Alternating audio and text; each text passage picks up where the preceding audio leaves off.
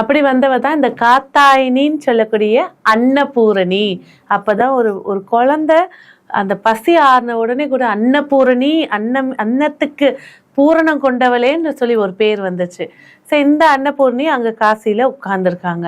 இங்க நம்ம மேல்மலையனூர்ல படிச்சோம். அதாவது ஒரு சிவன் பிரம்மாக்கு 5 தலை இருந்ததாகவும், தான் சிவனுக்கு நிகரானவர் சொல்லிட்டு ஒரு கர்வம் கொண்டதாகவும், அதுல சிவபெருமானால ஒரு தலையை வெட்டிட்டாங்க.